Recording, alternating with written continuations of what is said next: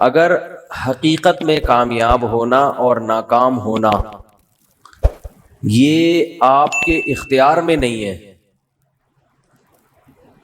تو یہ پھر ایک قسم کا ظلم ہے اللہ کی طرف سے کہ بعض لوگوں کو تو اس نے غریبی میں کامیاب بنا دیا حالانکہ وہ کامیابی کے لیے کچھ بھی نہیں کرتے، اور بعض لوگوں کو زبردستی اس نے ناکام بنا دیا حالانکہ ساری زندگی وہ کامیابی کی کوشش کرتے رہتے، کیونکہ کامیابی کی ڈیفینیشن دنیا داروں کی نظر میں کیا ہے؟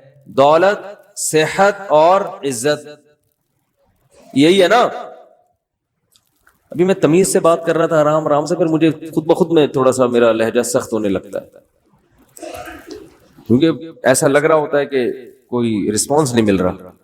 بھائی اسی کو بولتے ہیں نا، پیسہ ہو، صحت ہو اور شہرت، عزت، اس کو کیا کہتے ہیں بھائی سکسیس، کامیاب ہو گیا، سکسیسفل انسان ہے۔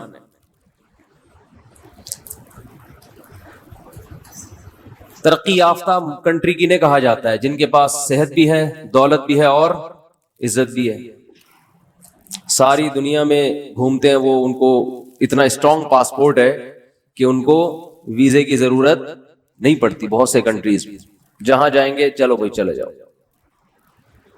ہم جہاں جائیں گے آئے کیوں آئے آپ؟ کیا اپنے ملک میں سکون نہیں مل رہا تھا؟ کرونا پھیلانے آئے ہو ہمارے ملک میں؟ 10 قسم کے پہلے تو ویزا ہی نہیں ملے گا، ابھی گرے لسٹ میں ڈالا ہوا ہے، اللہ کرے اب دوبارہ وائٹ میں آ جائیں ورنہ بلیک میں جانے کے خطرات ہیں۔ اللہ نہ کرے 2-4 دھماکے ہو گئے، اللہ نہ کرے گئے بلیک میں، تو کوئی عزت ہی نہیں ہے۔ کیا خیال ہے بھائی؟ اسی طرح لوگوں کی بھی حالت ہے، کچھ لوگ بیچارے کامیابی کی کوشش کرتے، اچھا کامیابی کی جو ڈیفینیشن چل رہی ہے مارکیٹ میں اس کے حساب سے بات کر رہا ہوں میں، دنیا اس کو مانتی ہے، اس کو کیا کہتے ہیں؟ کامیابی۔ اچھا اس کامیابی میں ایک بہت بڑا فالٹ ہے، اگر اس کو ہم کامیابی کہتے ہیں، بڑا فالٹ یہ کہ انسان کے اپنے اختیار میں نہیں ہے۔ یہ دولت کی خواہش ہر ایک رکھتا ہے اور تقریباً کوشش بھی سبھی کرتے ہیں، ملتی ہر ایک کو بولو نہیں، بلکہ الٹا بعض لوگوں نے دولت کی کوشش کبھی بھی نہیں کی ہوتی، پھر بھی ٹھیک ٹھاک پیسہ بولو نا مل جاتا ہے، ٹھیک ٹھاک پیسہ مل جاتا ہے ان کو، ابا سے مل گیا، وراثت میں مل گیا، ویسے ہی لاٹری لگ گئی، جوا جیت گئے، جوے میں کوئی ان کے اپنا کوئی مہارت نہیں تھی، بس پانسا ادھر کو آ گیا۔ بہت سے محنت کرتے کرتے زیرو رزلٹ، اور بہت سے، اچھا موت تو ایسی چیز ہے نا بغیر اطلاع کے آ جاتی ہے، آپ کامیابی تک پہنچنے والے تھے، مر گئے، سب ختم۔ تو اگر کامیابی اس کو کہتے ہیں تو اس کا مطلب یہ ہوا کہ دنیا میں اندھیر چال چلائی ہوئی اللہ تعالیٰ نے، معاذ اللہ۔ جیسے کوئی گورنمنٹ ہو، اس نے کوئی اصول اور ضابطے نہیں بنائے کہ کس ملازم کی تنخواہ کتنی ہوگی، کس کی کم ہوگی، کس کی زیادہ ہوگی، کس کو بینیفٹس کم ملیں گے، کس کو زیادہ ملیں گے، وہ بھیڑ چال ہے۔ پرچیاں ڈالی جاتی ہیں، جس کا نام پہلے آ گیا اس کی تنخواہ 1 کروڑ روپے ہوگی، جس کا نام دوسرے نمبر پہ آیا اس کی 50 لاکھ ہوگی، جس کا نام تیسرے نمبر پہ آیا اس کی 20 لاکھ ہوگی۔ یہ حساب چلے گا تو اس گورنمنٹ کو لوگ گالیاں دیں گے کہ نہیں دیں گے؟ کیا بھائی کوئی کرائیٹیریا نہیں ہے، کوئی معیار ہی نہیں ہے بھائی، دپل میں چل رہا ہے حساب کتاب، تبھی تو دے بھی رہے ہیں گالیاں لوگ، کیونکہ چل ایسا ہی رہا ہے، کوئی معیار ہی نہیں ہے۔ تو اگر یہ سب کچھ اتفاق سے ہو رہا ہے، کچھ لوگ صحت کا بالکل بھی خیال نہیں رکھتے، پھر بھی ہٹو بچوں صحت دیکھو آپ ان کی۔ ایک صاحب نے بتایا میرے نانا گٹکا بھی کھاتے ہیں، پان بھی کھاتے ہیں، سگریٹ بھی پیتے ہیں، اور کوئی پرہیز کبھی دیکھا نہیں، 80 سال کے رکشے میں خود سفر کر کے جاتے ہیں۔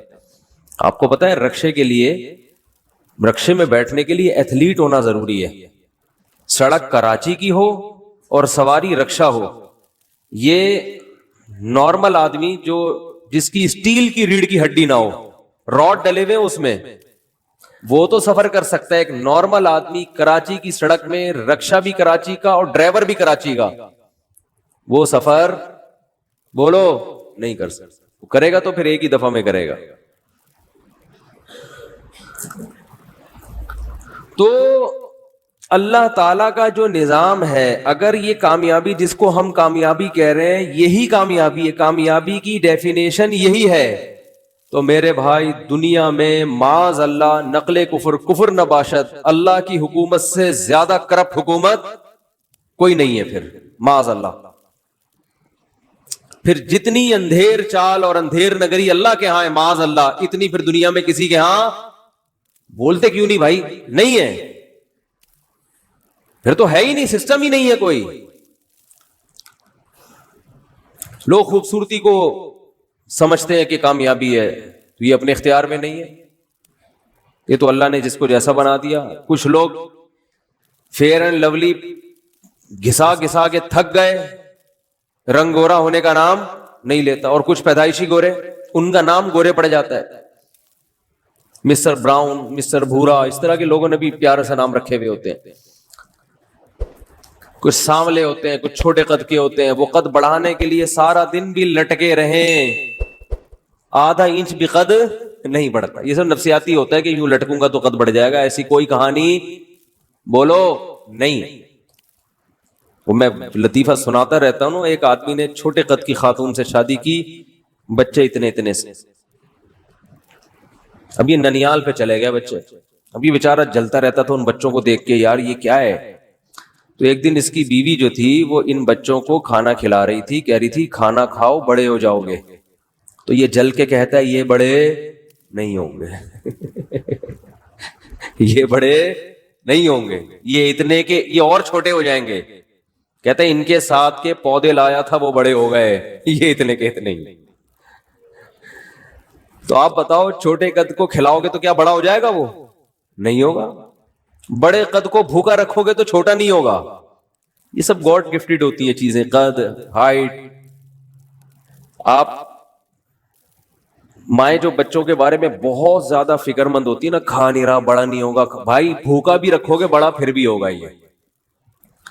یہ چیزیں جین میں شامل ہوتی ہیں، کتنا قد ہوگا اس کا، بال گھنے ہوں گے، یا سر پہ ایئرپورٹ کب بنے گا، کس عمر میں ایئرپورٹ بنے گا، کس عمر میں بال سفید ہوں گے، یہ سب بال سلکی ہوں گے، کرو ہوں گے بھی کہ نہیں ہوں گے، ان میں زیادہ تر کا تعلق آپ کی نیچر سے، یہ قدرت نے پہلے سے یہ سب کیلکولیشن کر دی ہوتی ہے۔ اس میں تھوڑا بہت فرق آتا ہے، زیادہ نہیں آتا۔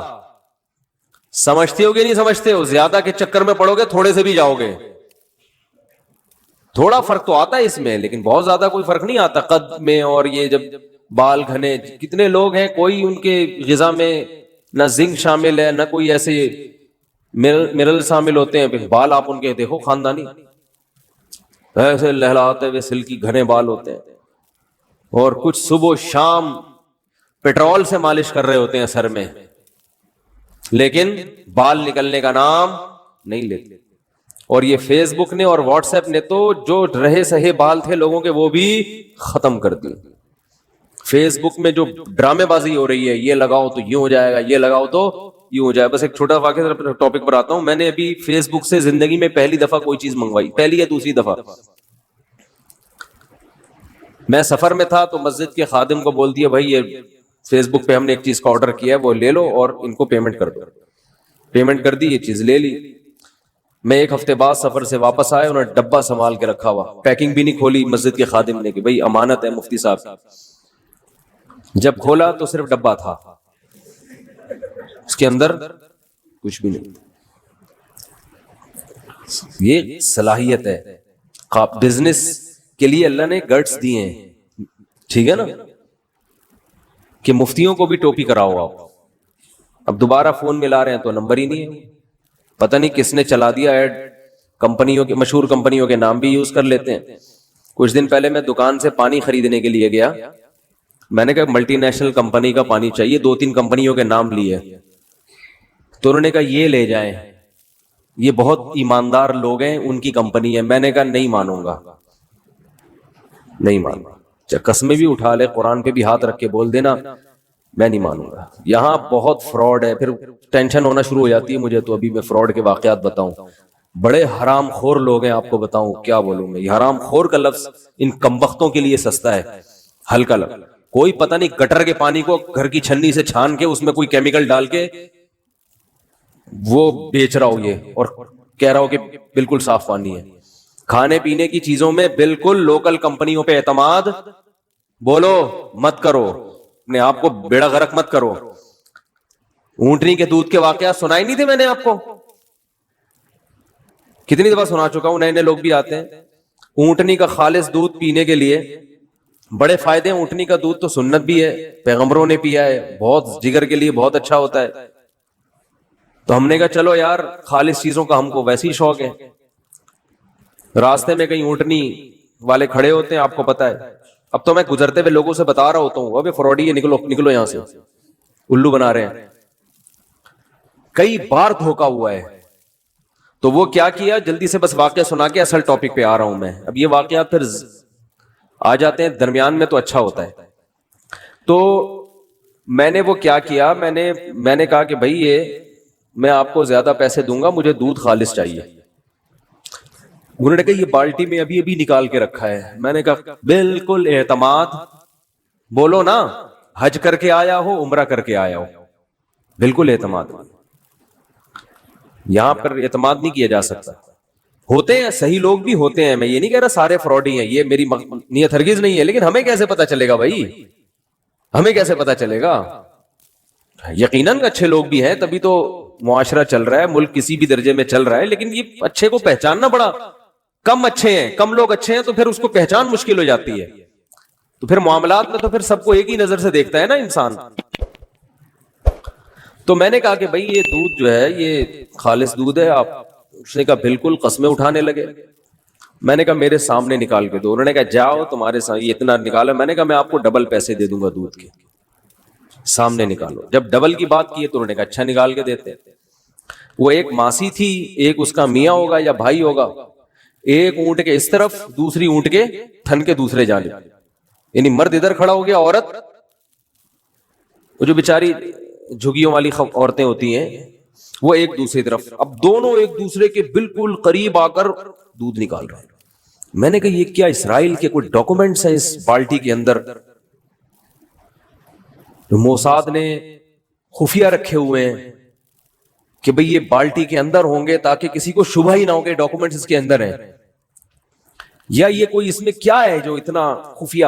مجھے لگا, میں نے کہا معاملہ کیا ہے خراب. تو میں چلا گیا ان کے قریب. اب عورت کی, خاتون کی وجہ سے تھوڑا آدمی شرماتا بھی ہے جاتے ہوئے, اور یہ جان کر عورت کو رکھا ہوا ہے تاکہ بندہ قریب آ کے دیکھنے کی بھی کوشش نہ کرے.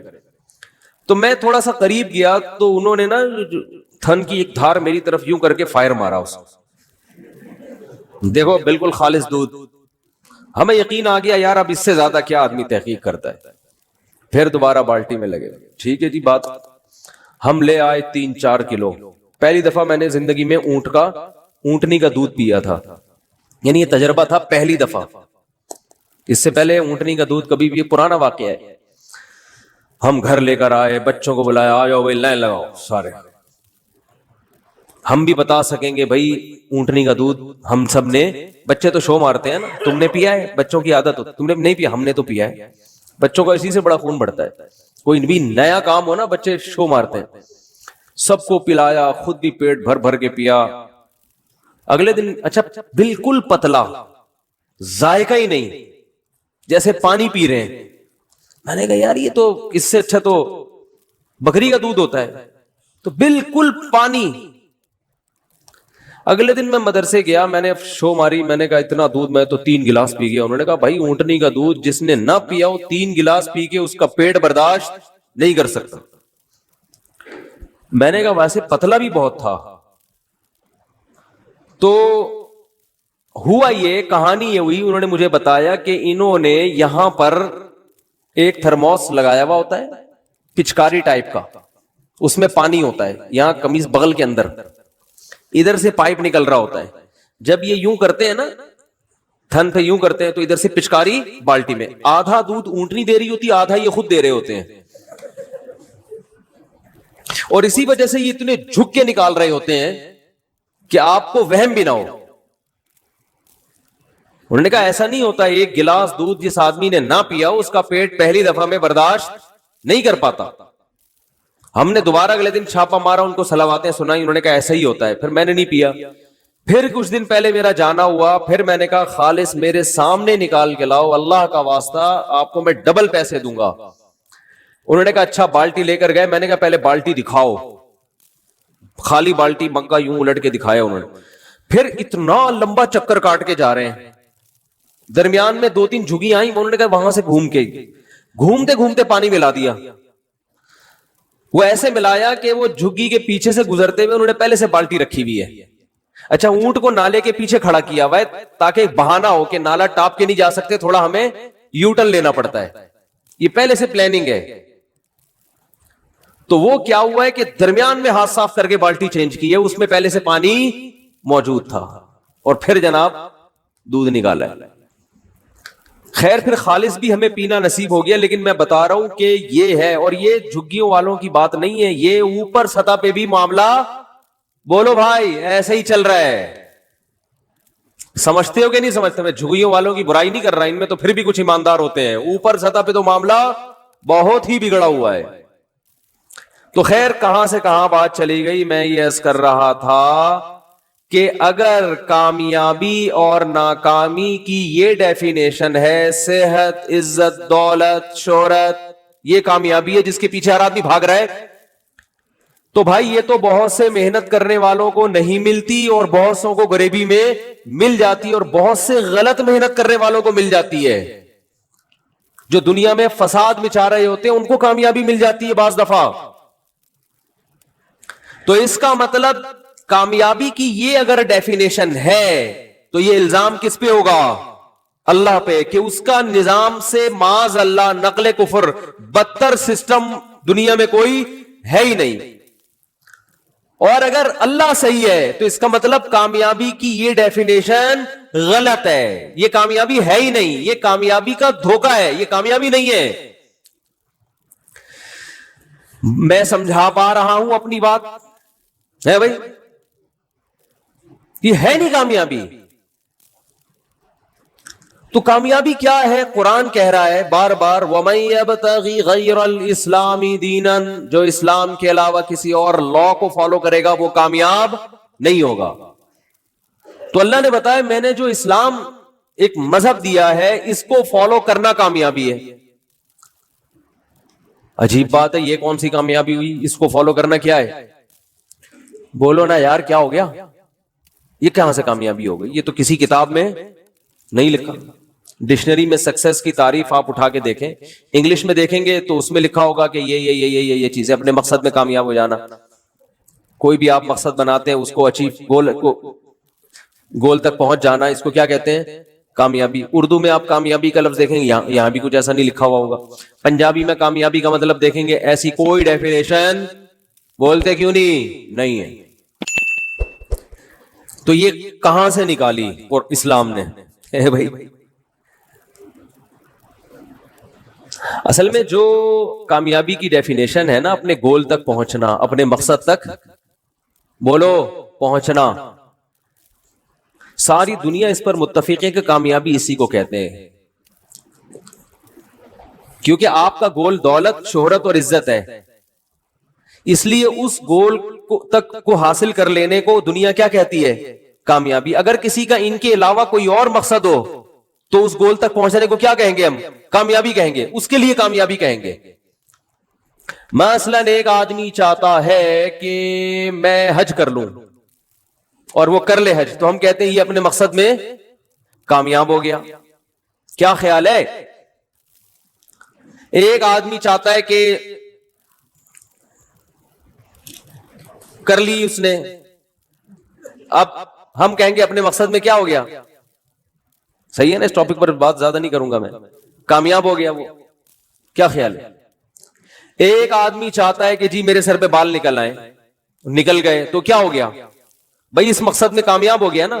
اس سے پتہ چلتا ہے کہ جس لغت میں بھی, جس ڈکشنری میں بھی کامیابی کو جو ڈیفائن کیا گیا ہے وہ اصل میں عزت, دولت اور شہرت نہیں ہے, وہ تو اس لیے ہے کہ لوگوں کا مقصد ہی یہ ہوتا ہے. ہر آدمی چاہتا ہے عزت, ہر آدمی چاہتا ہے دولت, ہر آدمی چاہتا ہے صحت. یہ تین چیزیں ہر شخص کی خواہش ہیں, اس لیے ان کے حصول کو کامیابی کہا گیا ہے. ورنہ اصل میں کامیابی اسے کہتے ہیں کہ آپ جس چیز کو ہدف بناتے ہیں اس ہدف تک پہنچ جائیں. It is called success. ماشاءاللہ, وہ بچے نے صحیح بولا ہے, ایک کی سمجھ میں آ رہا ہے الحمدللہ.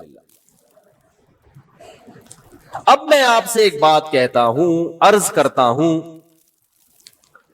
کہ آپ نے جس چیز کو اگر مقصد بنایا, یعنی کامیابی کی ڈیفینیشن میں ہمیں یہ لفظ بڑھانا پڑے گا کہ صحیح چیز کو مقصد بنا کر اس کو حاصل کر لینا, اٹ از کالڈ کامیابی.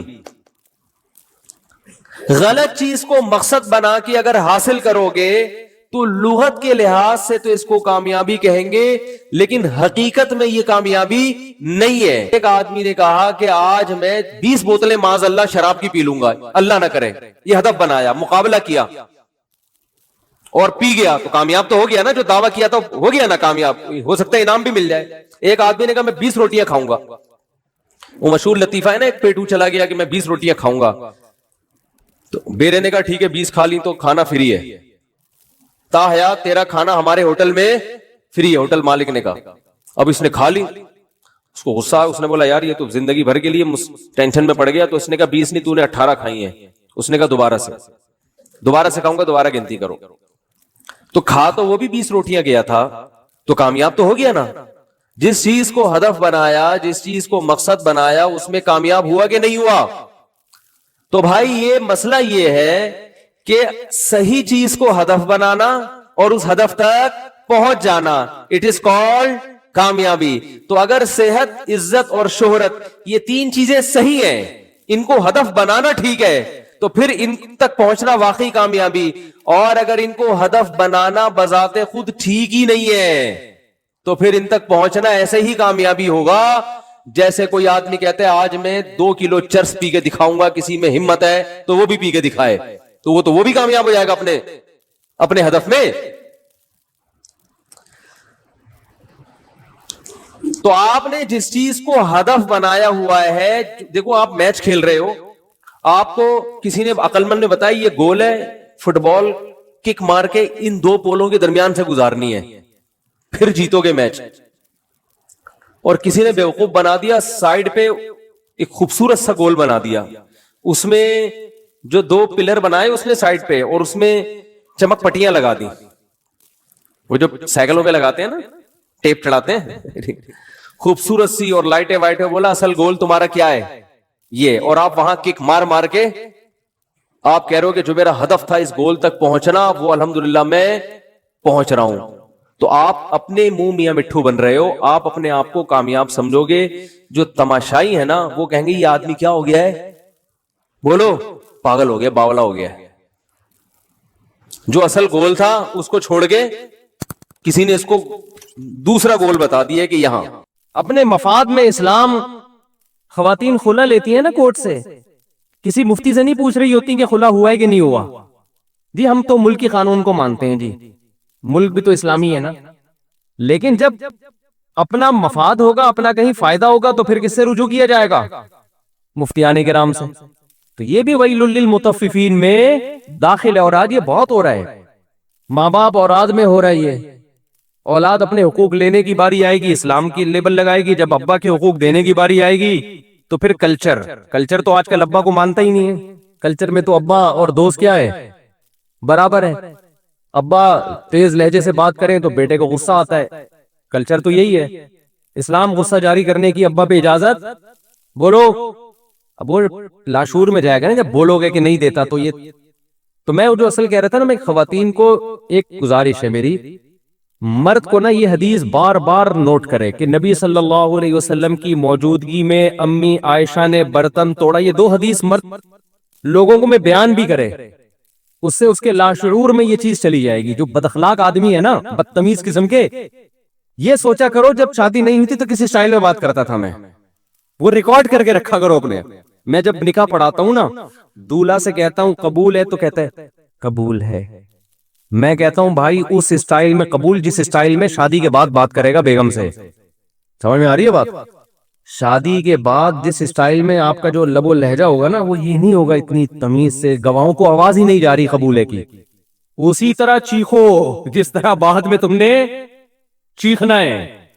پھر وہ ذرا زور سے بولتا ہے, پھر بھی اس اسٹائل میں نہیں بولتا جیسے بعد میں اس نے بولنا ہے آگے جا کے. تو آدمی کو چاہیے یہ 2 حدیثیں یاد کر لے ہر مرد کو, اور دوستوں میں اس کو بتائے, اس کا بڑا فائدہ ہوتا ہے. ایک حدیث امی عائشہ نے برتن توڑا دوستوں کی موجودگی میں, آپ نے اس کی توجیہ بیان کی کہ غارت امکم, تمہاری ماں کو غیرت آ گئی, اور کوئی غصے کا اظہار نہیں کیا, برتن اٹھا دیا بس. تو یہ جو کہتے ہیں نا رکھ کے, کوئی دوست بیان کر رہا ہوں نا میں نے تو رکھ کے چماٹ لگایا, اچھا وہ آگے یہ نہیں بتا رہا ہوتا پھر کھائے کتنے میں نے, وہ اسکپ کر رہا ہوتا ہے وہ. تو یہ حدیث آگے بتایا کرے. دوسری وہی دعوت والی, عزت کتنی دے رہے ہیں اپنی زوجہ کو. کتنے لوگ ہیں سعودی عرب میں جاب کر رہے ہیں, امریکہ میں جاب کر رہے ہیں, اللہ نے گنجائش بھی دی ہے بھائی اپنی بیگم کو ساتھ لے کے جاؤ. وہ کہتے ہیں یار گزارا مشکل ہو جائے گا. سب گزارا تو مشکل ہو جائے گا, لیکن تمہاری شادی اس لیے تھوڑی ہوئی کہ بیگم یہاں رہے تو اس کو کھلاؤ, صرف کھلانے کے لیے تھوڑی ہوئی ہے. زوجہ کا جو مطلب ہے, صاحبہ کہتے ہیں عربی میں ساتھ رہنے والی, ساتھ رہنے والی. تو ساتھ رہنے والی کیا, جب آپ جاب کرنے کے لیے گئے سعودی عرب یا کہیں گئے, ایک سال کے بعد آپ مہینے میں ایک دفعہ, سال میں ایک دفعہ آ رہے ہو, اور ریٹائرمنٹ پہ آپ آؤ گے, 20-25 سال تو بیگم کے بغیر گزر گیا نا. تو یہ صاحبہ کہاں سے ہو گئی؟ صاحبہ کہتے ہیں ساتھ رہنے والی. کوئی بہت ہی غریب ہو بیچارہ نہیں افورڈ کر سکتا, اس کے احکام الگ ہیں, لیکن نارملی ایسا نہیں ہوتا اور نہیں ہونا چاہیے. اللہ کا خوف پیدا کرنا چاہیے. جہاں جا رہے ہو شریف آدمی ویسے بھی کوشش کرتا ہے کہ بیگم ساتھ ہو, کیونکہ وہ ریموٹ کنٹرول کی طرح آپ پہ نظر رکھتی ہے, لہذا کوشش ہوتی ہے عزت دار لوگوں کی بیگم کو ساتھ لے کے جاؤ. دوسرا یہ حدیث جو میں نے بتائی نا, 2 حدیثیں, یہ اگر آپ آگے نقل کریں گے نا تو اپنے حالات شاید کچھ سیٹنگ پہ آ جائیں. اور خواتین کو پتہ ہے کیا اچھا ہونا چاہیے, عورت کو یہ حدیث بار بار, قرآن کی آیت الرجال قوامون علی النساء, اللہ نے سربراہ کس کو بنایا ہے؟ مرد کو. سر کا تاج کس کو بنایا ہے؟ مرد کو بنایا. آقا کس کو بنایا ہے؟ عورت مرد کی غلام نہیں ہوتی, ماتحت ہوتی ہے. غلام اور ماتحت میں فرق ہے. دیکھو آپ آفس میں ہوتے ہو, آپ کا ایک باس ہوتا ہے, آپ اس باس کے غلام نہیں ہوتے, لیکن کیا ہوتے ہو؟ ماتحت ہو. صدر وزیر اعظم, ہم ان کے غلام نہیں ہیں, لیکن ماتحت ہیں یا نہیں ہیں؟ ماتحت کی ذمہ کام ہوتا ہے, ایک جو سربراہ ہے اس کو عزت دینا, نمبر 2 اس کی اطاعت کرنا. ہر چیز میں رکاوٹ, ہر چیز میں رکاوٹ. کوئی بات میاں کرے فوراً اس کے, ایک آدمی نے کہا میں نے اپنی بچی کی شادی کرنی تھی, ایک رشتہ آیا, مجھے پتا تھا میں بولوں گا تو بیگم میری مخالفت بولے گی, یہاں نہیں کرنی میں نے. تو کہہ رہے میں نے کسی کو بھیج کے بیگم سے کہلوایا کہ اس کا اچھا رشتہ آیا ہوا ہے, لیکن اس کے تمہارے میاں نہیں مان رہے, تو وہ مان گئی فوراً. یہ سچی مچی کا واقعہ ہے, وہ مان گئی. اور میاں گنڈا بن گیا, نہیں یہاں نہیں کرنا, مجھے یہ بالکل پسند نہیں ہے, میں نہیں کر سکتا یہاں پہ. اور یہ ابھی کیا بتاؤں, یہ گیم بھی میں نے ہی سکھایا تھا اس کو, کیا شرمانا آپ. یہ طریقہ بھی کس نے سکھایا تھا؟ میاں کو. مجھے ان دونوں کے حالات پتا تھے کہ میاں بیوی میں نا ہمیشہ ایک دوسرے کے 180 ڈگری پہ چل رہے ہوتے ہیں, اس چکر میں بچی کا بیڑا غرق ہو جائے گا. تو اچھا رشتہ آیا, میاں نے کہا یار میری بیگم, میں بولوں گا نا وہ بولے گی نہیں. وہ کہہ رہی ہے یہ تو بیوقوف آدمی پتہ نہیں کون سا رشتہ اٹھا کے لے آیا. بعض عورتیں یہ بھی سمجھتی ہیں کہ مرد جب گھر میں بچی کی جلدی شادی کرتا ہے تو گویا وہ اپنی جان چھڑانا چاہ رہا ہے. یہ بہت غلط سوچ ہے. بعض دفعہ باپ چاہ رہا ہوتا ہے کہ بچی کا اچھا رشتہ آیا ہے, ابھی کم عمر ہے, لیکن کر دو, اچھا رشتہ ہاتھ سے نکل جائے گا. اس میں خواتین یہ لیبل لگا رہی ہوتی ہیں کہ گویا جان چھڑانا چاہ رہے ہیں بیٹی سے. یہ بہت خطرناک تانا ہوتا ہے مرد کے لیے. کوئی مرد اپنی بیٹی سے جان نہیں چھڑانا چاہتا, وہ اس کے مستقبل کے لیے قربانی دے رہا ہوتا ہے.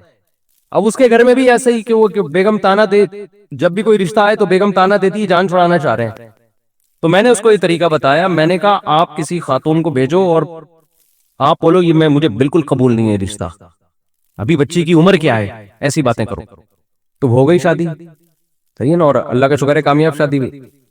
تو خواتین اگر زبان سے یہ لفظ بار بار بولتی رہے نا, اب آپ لوگ سب لوگ یہ حربہ استعمال نہ کریں جا کے, ہر ایک جیسے حالات نہیں ہوتے کہ بیگم یہاں, بیگم میں دوسری شادی بالکل بھی نہیں کروں گا.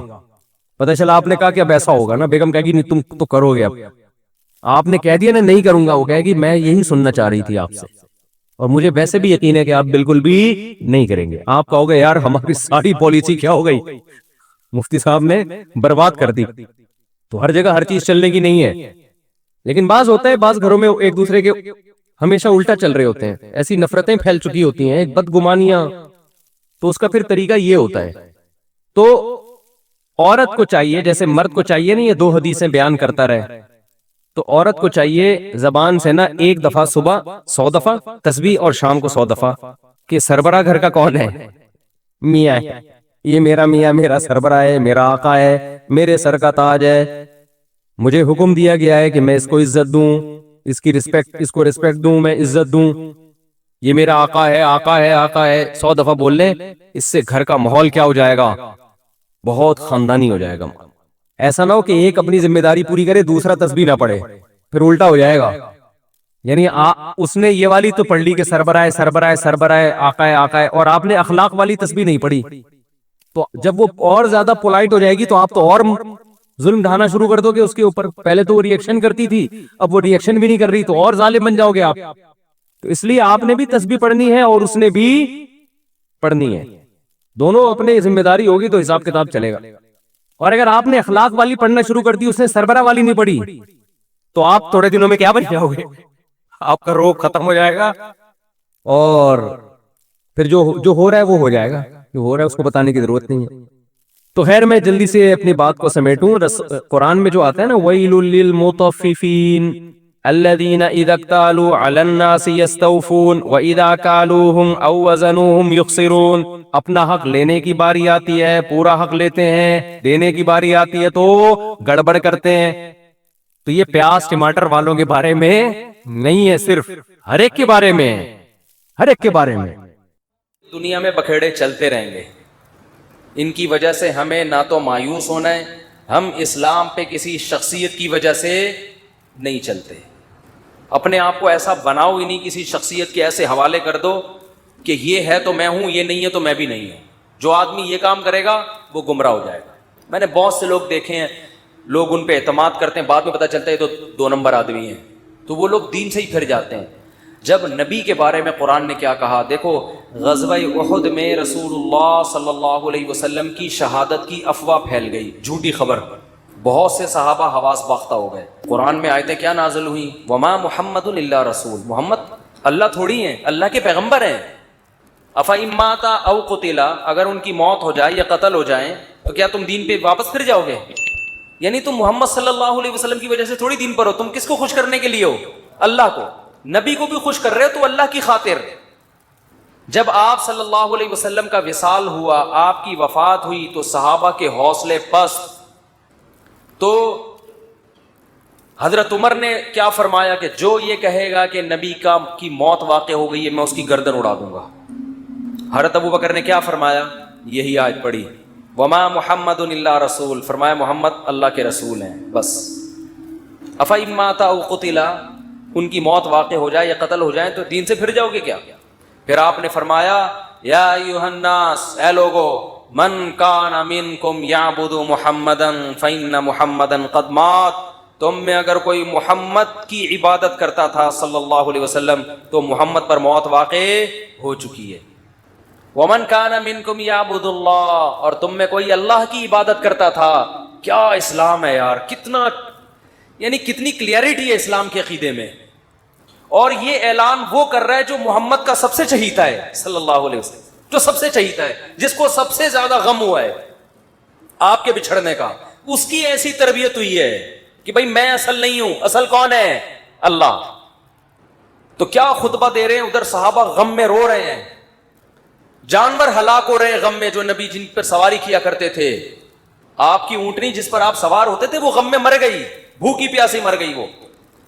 لیکن ابو بکر کیسا قوم کو سنبھالا دے رہے ہیں اور کہہ رہے ہیں یا ایھا الناس, اے لوگو, تم میں جو محمد کی عبادت کرتا تھا فإنہ قد مات, محمد صلی اللہ علیہ وسلم پر موت واقع ہو چکی ہے. قد لگا دیا تحقیق کے لیے.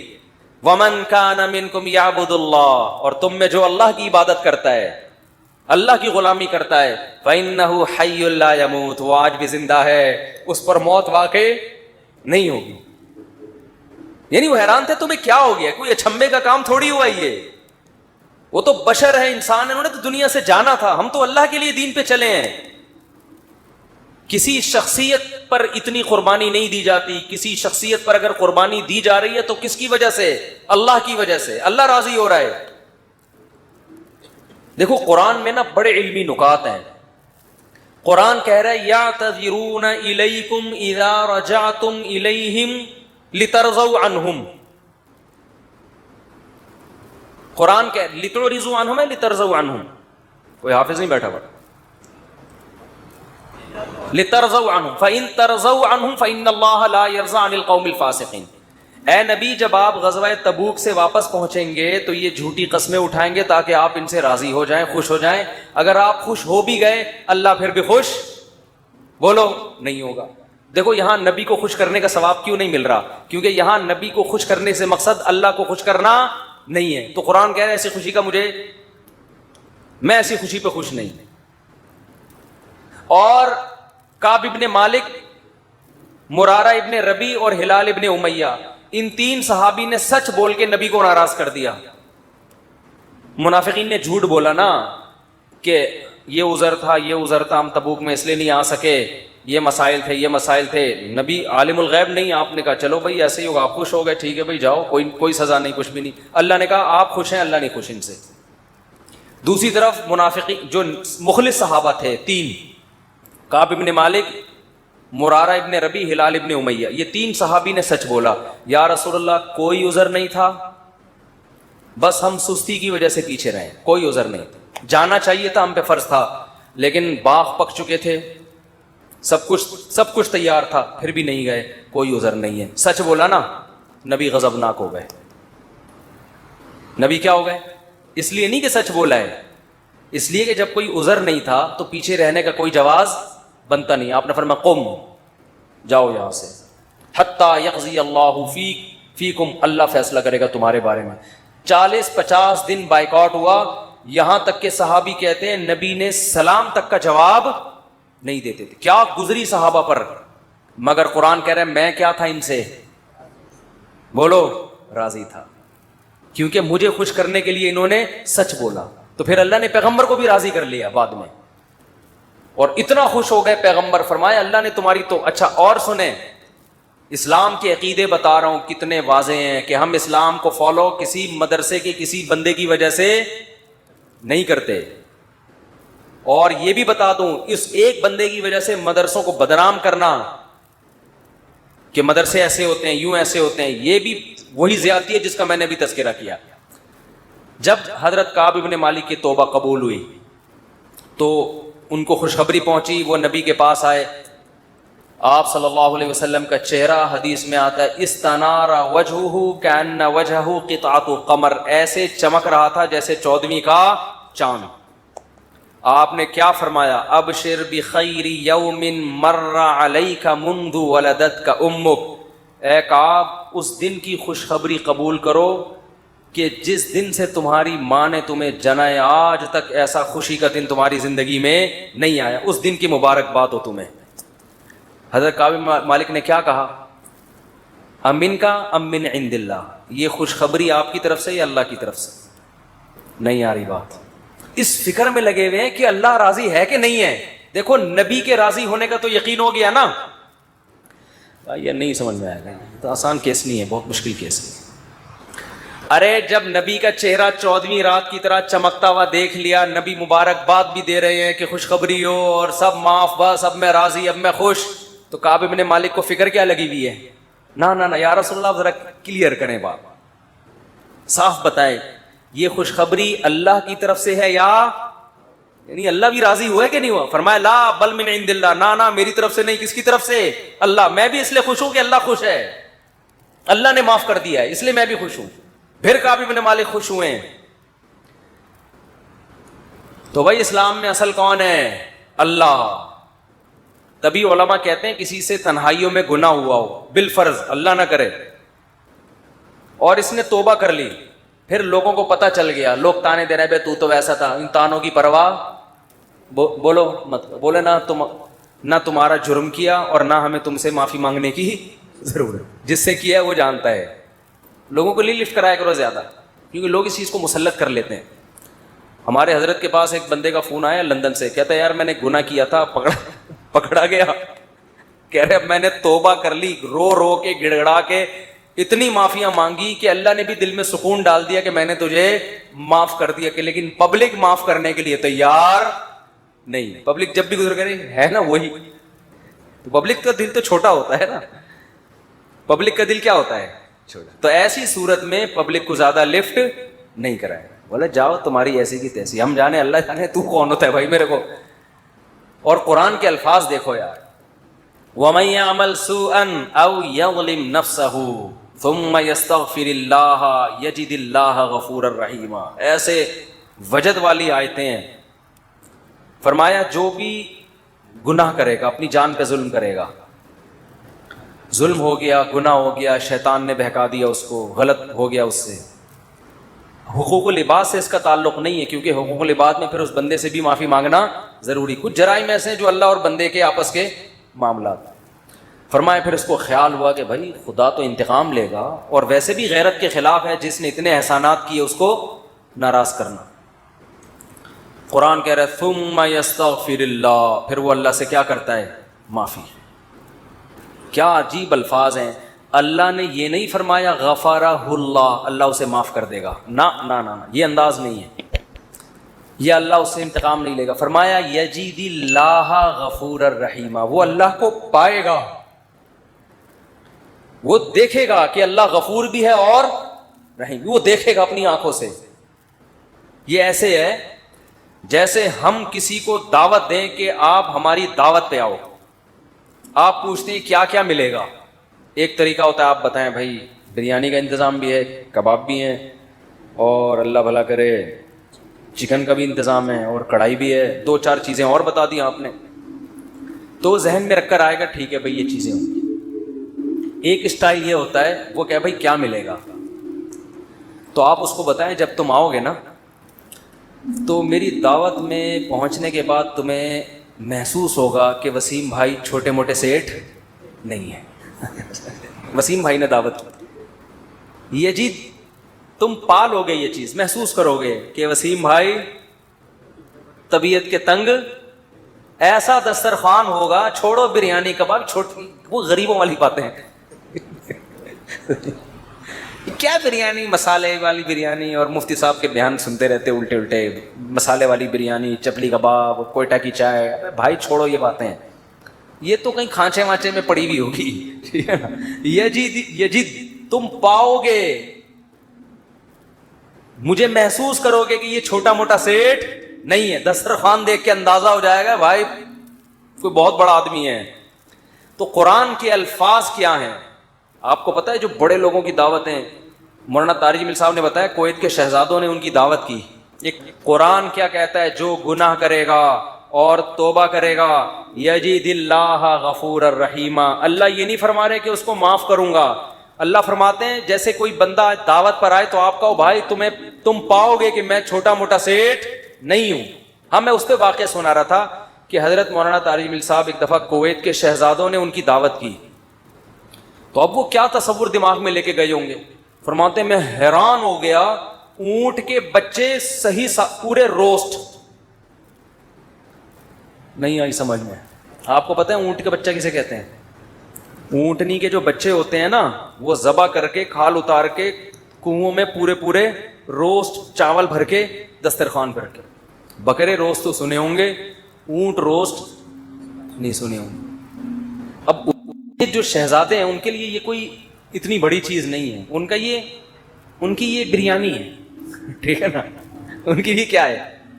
اب ان سے اگر مولانا طارق جمیل صاحب پوچھیں شہزادوں سے جی آپ کی دعوت ہے کیا کیا ملے گا, تو ان کو غصہ آئے گا نا, نہیں یار سمجھ میں یار. او بھائی ان کو غصہ آئے گا نا کہ یار ہم کویت کے شہزادے ہیں, ہماری کرنسی دیکھو, اور ہم یہاں کا تو غریب آدمی اتنا پرتکلف کھانا کھاتا ہے, اور تم شہزادوں سے پوچھ رہے ہو کھانے میں آپ کو غم ہو رہا ہے کہ پتہ نہیں بریانی ملے گی کہ نہیں ملے گی, پتہ نہیں روٹی ہوگی کہ نہیں ہوگی. تو اگر وہ ان سے پوچھتے تو وہ جواب میں یہ تھوڑی کہتے کہ یہ بھی ہے یہ بھی ہے, وہ کہتے بھائی آ جاؤ پتہ چلے گا شہزادوں نے دعوت کی ہے. آ جاؤ گے تو پتہ کیا چلے گا, پتہ چل جائے گا کہ شہزادہ بھی کوئی نائجیریا کا نہیں, کہاں کا, کویت کا عرب شہزادہ ہے, اس کی دعوت ہے, آپ آئیں. اور ان کو پتہ چل گیا, انہوں نے بیان میں بھی بتا دیا. تو اللہ کا انداز یہی ہے, فرمایا تم سے کتنا بڑا جرم ہو جائے، کتنا بڑا جرم، یہاں تک کہ نبی نے فرمایا کہ اللہ فرماتے ہیں یا عبادی لو بلغت ذنوبک عنان السماء، تم نے گناہ کرتے کرتے کرتے کرتے زمین آسمان کے خلا کو بھر دیا، اتنے گناہ ہو گئے، ثم استغفرونی، پھر ایک دن تمہیں خیال آیا یار یہ غلط ہوا ہے، یہ نہیں ہونا چاہیے تھا، رب کو منانا چاہیے، بالآخر اس کا انجام برا ہے، گناہ کی سزا ملتی ہے، تو آپ نے ہاتھ اٹھا کے اللہ سے معافی، کسی اور کے در پہ نہیں گئے، کسی کی پرواہ بھی نہ کرو کون کیا کہہ رہا ہے، اللہ سے معافی مانگی۔ تو حدیث کے الفاظ کیا ہیں، قرآن کے الفاظ بھی عجیب ہے جو میں نے بتائے، قرآن کے الفاظ کے اللہ فرماتے ہیں معاف کرنا، تو یہ تو ہلکی بات ہے نا، معاف کروں گا تو مطلب یہ کہ یہ بریانی ملے گی، کوفتے ملیں گے، سالن، یہ تو ہم نے بتا دیا نا۔ اللہ فرماتے ہیں توبہ کر کے دیکھ تو اللہ کو غفور اور رحیم پائے، غافر نہیں، راحم نہیں، غفور مبالغہ ہے، تو اللہ کو محسوس کرے گا کہ تیرا رب چھوٹا موٹا معاف کرنے والا نہیں ہے، رحیم کا مطلب بہت رحم کرنے والا ہے، اور اللہ یہ تجھے دکھائے گا، دکھائے گا کا مطلب کیا ہے، تیرے دل میں سکون پیدا ہو جائے گا کہ میرے رب نے مجھے معاف کر دیا۔ یہ توبہ کا پہلا انعام ملتا ہے دنیا میں، معاف بھی کرے گا اور اطمینان بھی دلا دے گا، معاف کر دیا۔ تعلق، وہ اطمینان کی علامت کیا ہے، اللہ سے جو تعلق ٹوٹا ہوا تھا وہ آپ کو جڑا ہوا محسوس ہوگا، گناہ کی وجہ سے جو دل میں کالک آ گئی تھی وہ کالک آپ کو ختم ہوتی ہوئی نظر آئی۔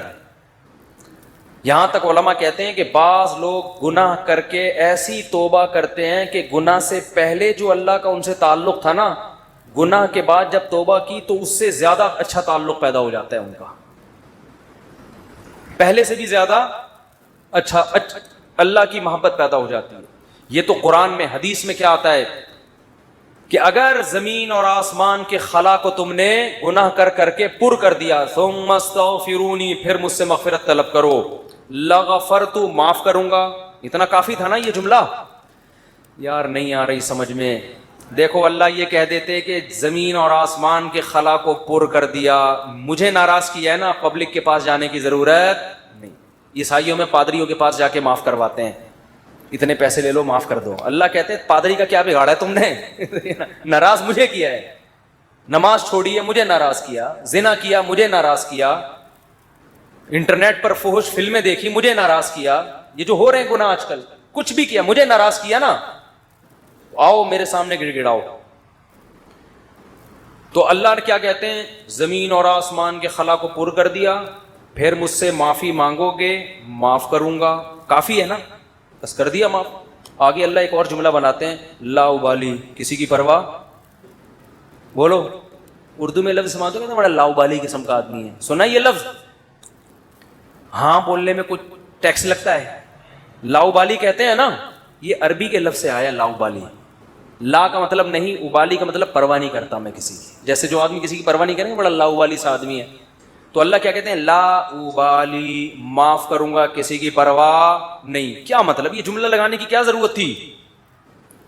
جملہ اس لیے لگایا جا رہا ہے کہ بہت سے نیک لوگوں کو اعتراض ہو سکتا ہے، اے اللہ اتنے سارے گناہ سیکنڈوں میں معاف، یہ بات ہماری کھوپڑی میں بولو نہیں، کچھ تو تھوڑی سی ہوتی ہے۔ جیسے ایک بیٹا نافرمان ہو، 20 سال باپ کو ستاتا رہے، اب باپ کو زندگی بھر ستایا اس کو، باپ نے کہا ایسی کی تیسی ہے، ابھی دیکھتا ہوں میں جائیداد سے آگ کر دوں گا، میں یہ کر دوں گا، باپ بوڑھا ہو گیا، مرنے لگا ہے بھائی، اب جائیداد کی تقسیم کا وقت آ رہا ہے، اور اب یہ گیا، اس کو پتا ہے کہ اب تو سارا معاملہ خراب، زندگی بھر ستاتا رہا، آخر میں آ کے ابا سے کہتے ہیں ابا I am very very sorry, ابا کہتے ہیں چل جا معاف کیا۔ دوسرے بیٹوں کو آئے گا نا غصہ، ہے بھائی ابا یہ کیا، یہ تو آپ کے رحم دل ہونے سے ناجائز فائدہ اٹھا رہا ہے بھائی، ابھی آپ کے جانے کا وقت ہے اور یہ آگے سوری کر کے چلا گیا۔ تو ابا اگر ابا ہوں گے تو آپ دوسرے بچوں کو کیا بولیں گے، باپ تم ہو یا میں ہوں؟ کیا خیال ہے، باپ تم ہو یا ٹھیک ہے تمہارا مشورہ ہے میں نے سوچ لیا، باپ بہرحال کون ہے، میں، میری مرضی، میری جائیداد ہے، میری میراث ہے، میں کسی کو بھی نہ دوں، میں صدقہ کر دوں، جاؤ۔ لیکن انسان کا اتنا ظرف ہوتا نہیں ہے، اب اللہ پر تو موت واقع نہیں ہوگی, لیکن انسان پر تو موت واقع ہوتی ہے, اور موت کے بعد رحمت کے چانسز ختم, توبہ کے دروازے بند, ساری زندگی گناہ کرتا کرتا اب موت سے پہلے اللہ سے کیا کہہ دیتا ہے, آئی ایم سوری, معاف کر دیں. تو اللہ کہتے ہیں کہ میں معاف کر کے, آگے پہلے ہی بتا دیا کہ کسی کو اعتراض کرنے کا حق, اللہ کو پتہ ہے بہت سارے لوگ آئیں گے, یا اللہ یہ کیا ہے, یہ کیا, یہ کیا, اتنے سارے گناہ ہو رہے ہیں اور اس نے معافی اور ایک سیکنڈ میں معاف, یہ تو تیری حکمت کے خلاف ہے, یہ تو مصلحت کے خلاف ہے, یہ تو یوں ہے, یہ تو ناانصافی ہے. اللہ کہتے ہیں بولنے دو, مجھے پرواہ بولو نا نہیں ہے, تم نے تھوڑی جہنم بنائی ہے, میں نے بنائی ہے, نافرمانی اس نے میری کی, معاف کرنے کی طاقت مجھے ہے, تو میں جس کو چاہوں معاف کروں, تمہیں کیا تکلیف ہو رہی ہے, تم اپنی بات کرو مجھ سے کہ تمہیں کسی جرم کے بغیر میں سزا تھوڑی دے رہا ہوں. یہ جو الفاظ ہے نا لا ابالی, یہ بڑے زبردست الفاظ ہیں. مجھے اس پر اکثر ایک چٹکلا یاد آتا ہے, وہ میں ہر بیان میں جب بھی اس حدیث کی تفسیر کرتا ہوں وہ سناتا ہوں کہ اس کی مثال کیسے ہے. اس کی مثال ایسے ہے, یہ جن لوگ پہلے سے بیان سن رہے ہیں انہیں یہ واقعہ سنا ہے, نئے نئے لوگ بھی آ جاتے ہیں نا, پرانے والے اصل میں اعتراض کرتے ہیں یار وہ گھسے پیٹے قصے بار بار سنا سنا کے نا تھک گئے ہم. تو بھائی آپ کے لیے گھسے پیٹے, نئے نئے لوگوں کے لیے کوئی مارکیٹ میں نیا آئے گا تو بتائیں گے ہم, اب آ ہی نہیں رہا. تو وہ ایک اونٹ, ایک بیل اور ایک دمبا, یہ بس واقعہ سنا کے بیان ختم کرتا ہوں, کچھ چند سوالات کے جواب دینے. اونٹ, بیل اور دمبا یہ کہیں جنگل میں سفر کے لیے نکلے, کھانا ختم, ایک گٹھری نظر آئی گھاس کی. اب تینوں میں پھڈا ہو گیا, اونٹ کہہ رہا ہے میں کھاؤں گا, بیل کہہ رہا ہے میں کھاؤں گا, دمبا کہہ رہا ہے میں کھاؤں گا. اونٹ نے کہا دیکھو میں تمہارا بزرگ ہوں, ہم تینوں ایک معیار بنا لیتے ہیں, جو اس معیار پہ پورا اترے گا وہ کھانا وہ کھائے گا. یہ پیشکش کس نے کی, اونٹ نے. اس نے کہا میں قبیلے کا بڑا ہوں, دیکھو تو اب میں جو سجیشن دوں گا اس پر عمل کرو. تو ہم تینوں میں سے جو اپنا سب سے پرانا ہونا ثابت کر دے گا کہ جو دنیا میں سب سے پہلے آیا ہے وہ اس گٹھری کا مستحق ہے. اونٹ کا خیال تھا میں ہی ہوں, بزرگ ہے, لوگوں نے کہا چلو جی بزرگوں کا احترام اسلام میں ٹھیک ہے واجب ہے.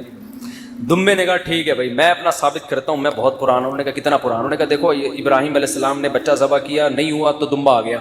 یہ روایت صحیح نہیں ہے لیکن چلو فرض کر لیتے ہیں دمبا آ گیا.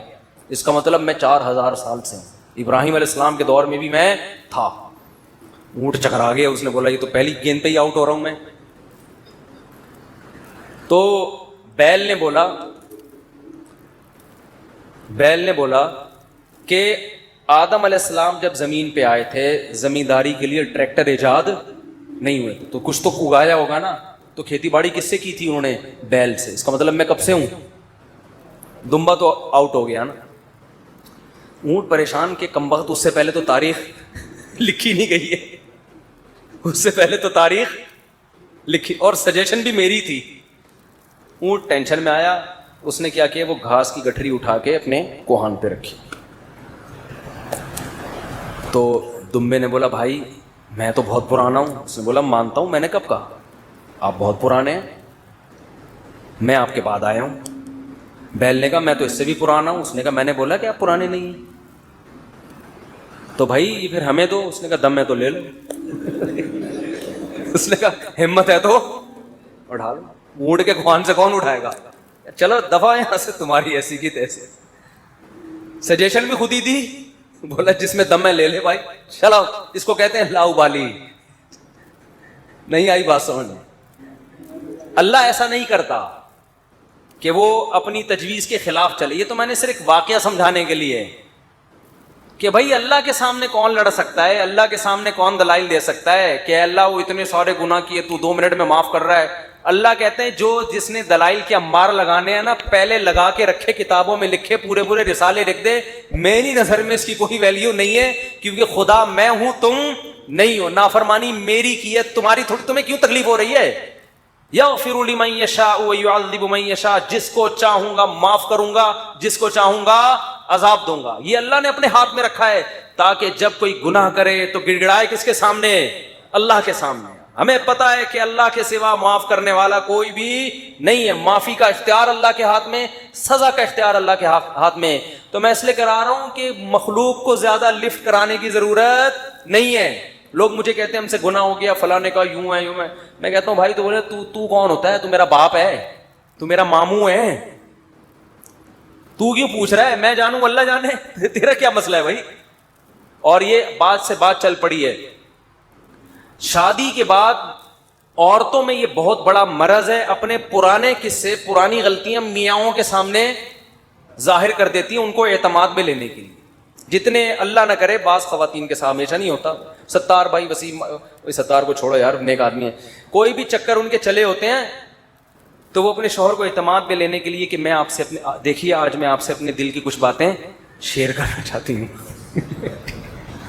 دل کی کچھ باتیں شیئر کرنا چاہتی. کیا شیئر کرنا چاہتی ہیں جی؟ دیکھیے اب ہم دونوں ایک دوسرے کے شریک حیات ہیں, میں نہیں چاہتی کچھ آپ سے چھپا رہے. آپ سے پہلے میری ایک جگہ اور بھی شادی ہو چکی ہے, چھپ کے ہوا تھا نکاح, یہ ہو رہا ہے, پھر وہاں بھی ہوئی تھی, یہ بھی ہوا, پھر اس سے چکر چلا, لیکن میں نے توبہ کر لی تھی.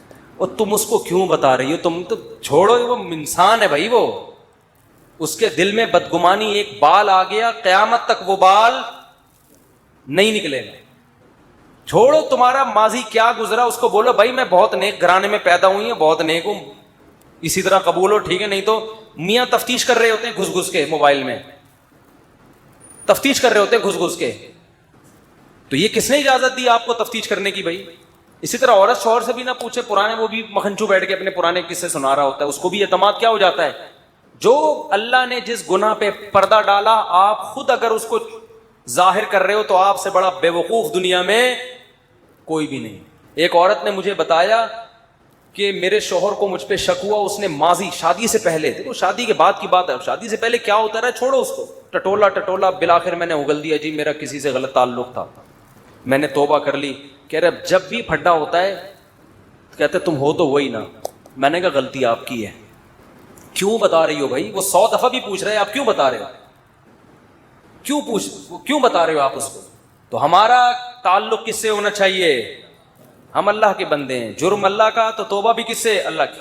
اور ایک اور بات سے بات نکلتی ہے, بعض خواتین کے ساتھ کوئی ایسا واقعہ ہو چکا ہوتا ہے کہ وہ کنواری نہیں رہتی, بعض دفعہ کوئی مسئلہ ہوتا ہے ان کے ساتھ, یا بعض دفعہ کوئی برائی ہو چکی ہوتی ہے جس سے وہ توبہ کر چکی ہوتی ہیں, وہ شادی کرتے ہوئے ڈر رہی ہوتی ہیں, جو ڈر رہی ہوتی ہیں کہ شوہر کو پتہ چلے گا, وہ کہے گا یہ تو کنواری نہیں ہے.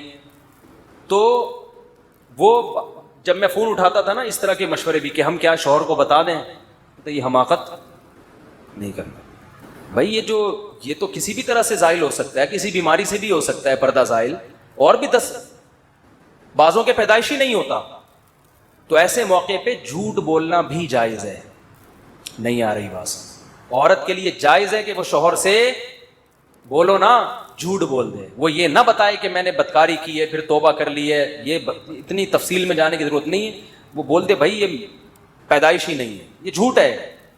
لیکن کیوں؟ وجہ اس کی یہ کہ اس کمبخت کو یہ تفتیش کی اجازت نہیں ہے کہ وہ پوچھے آپ سے.